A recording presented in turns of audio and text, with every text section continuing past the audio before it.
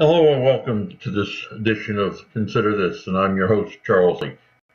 And in the last edition, the last thing we spoke about was this document right here, the petition for the FDA to ban 8 synthetic flavorings. And among the flavorings, styrene right here is listed. So I wanted people to see this and know that this is a chemical, it's a solvent actually, that tears your body apart. And it causes cancers, but it causes a lot more than cancers. And the FDA has been, if you watched, I believe it was episode 4, the FDA has been putting in our food since back in the 50s, I believe. And they started out with ice cream and candy, but nowadays it's everywhere. And so this was from 2015, and it is now 2017. And this is June, and we're in September. So this is over 2 years ago. Let's see how far we got since then. And this, oh, darn. If you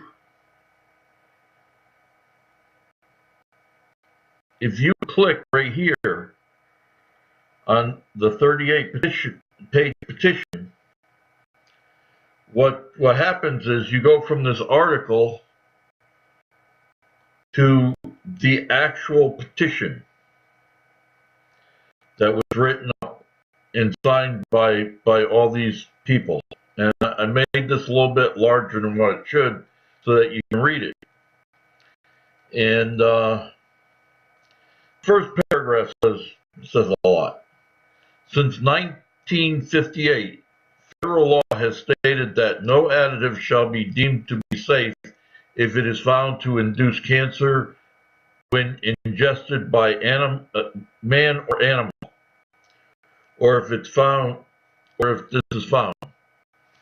And this has been found back in the 70s in rats. It causes cancer in rats and dogs and rabbits and everything else back in the 60s and 70s. So this should have been taken off the market way back then. But if you'd like to read the whole thing, you can get it online. I don't have it on my webpage yet, but let's see how far the FDA has gotten. Okay.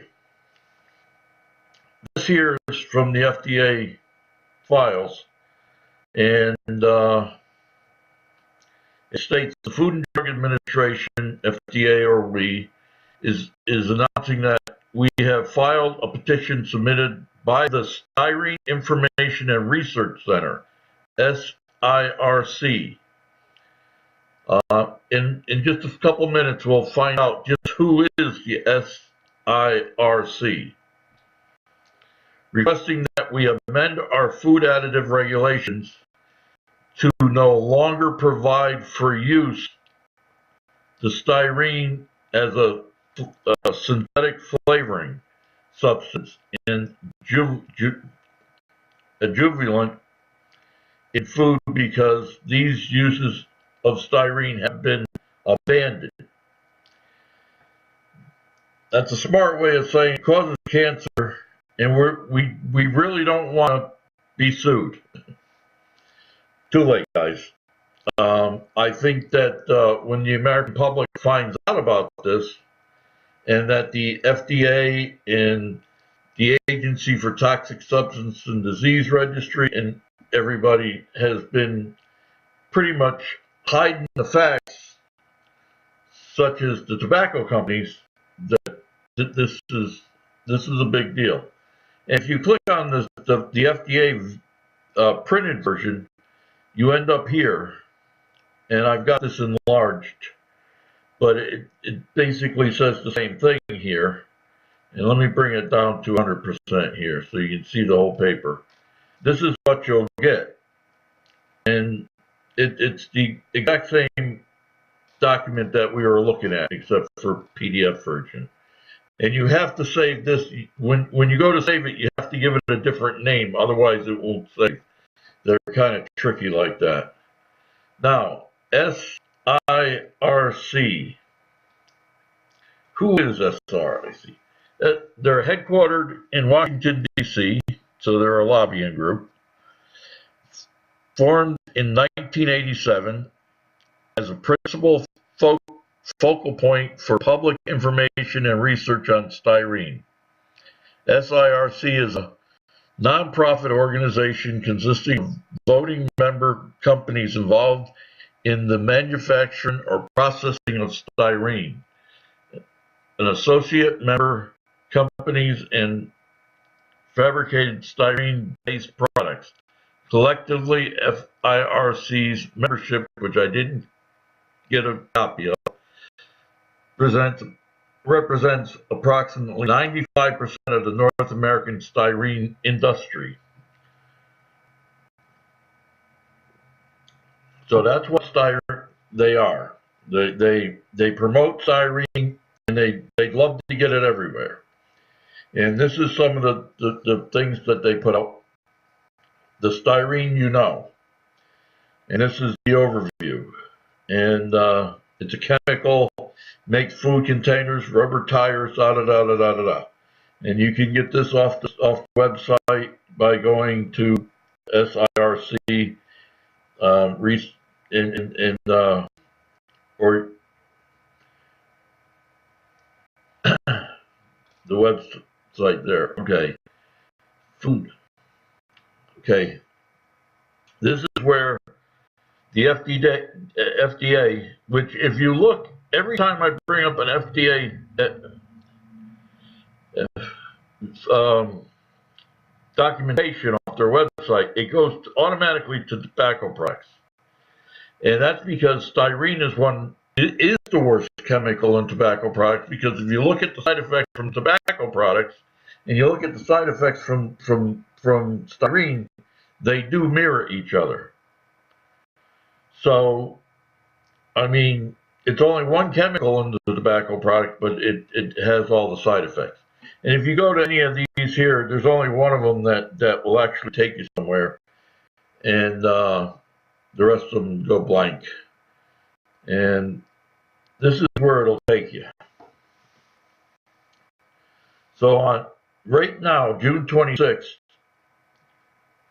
of 2017 was the last time the FDA has took a look at anything. And if we go down here, and we have to find the number, here it is, right here, it's under review.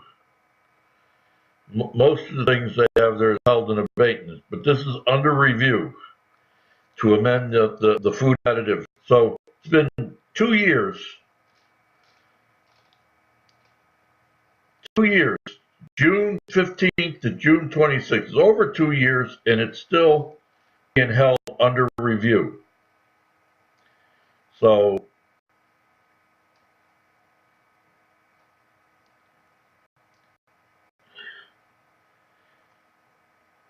it's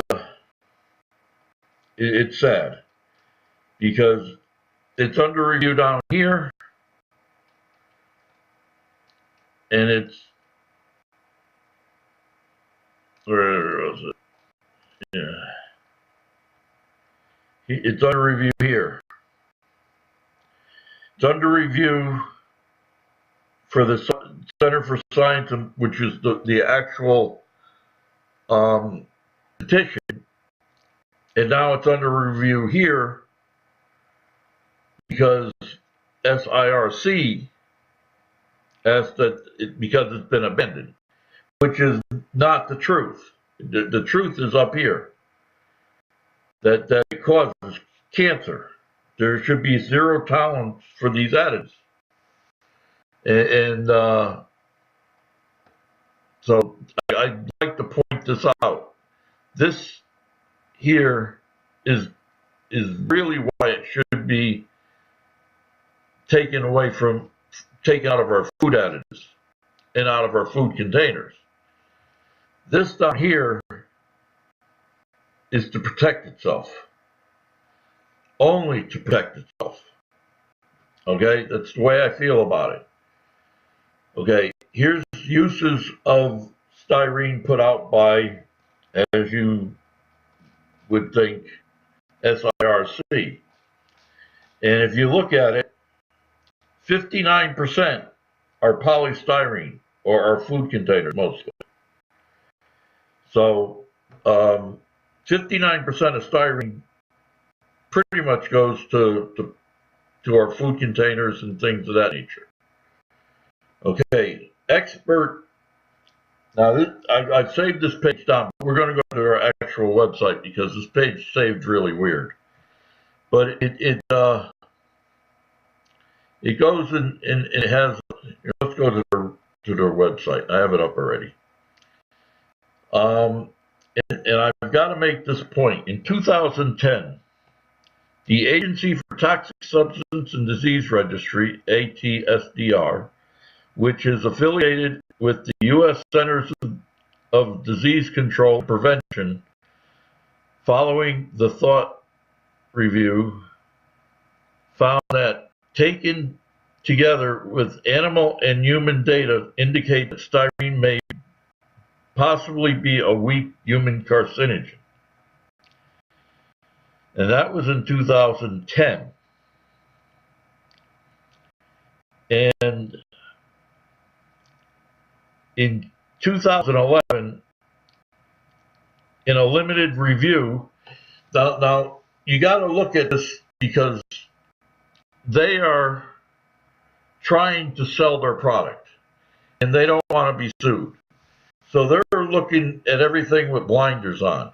They don't want to see the studies that show their product in a bad light. In a limited view that only looked at what NTP defined as positive studies listed styrene as a reasonably anticipated to be a carcinogen in the 12th report of carcinogens, as note a listing of, and so they're looking at it with blinders on. They see it all rosy, you know. Well, it's not. You don't have all the facts. We have the facts, and that's how lobbying groups work. And these are the people that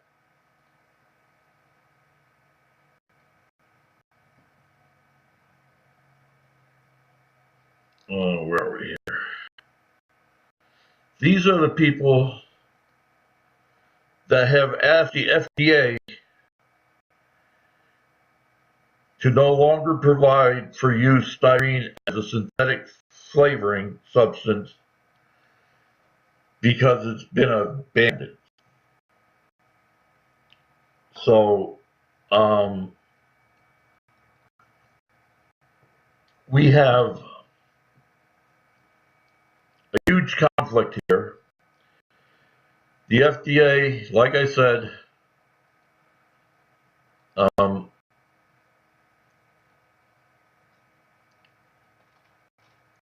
where is it? Right, missed it. Maybe I must have. The FDA here, I must have clicked it off.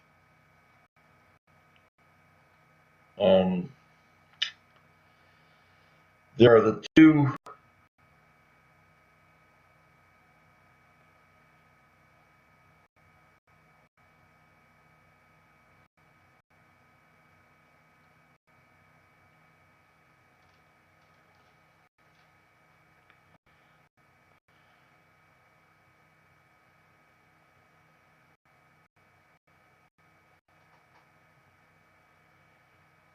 yeah, I don't see it.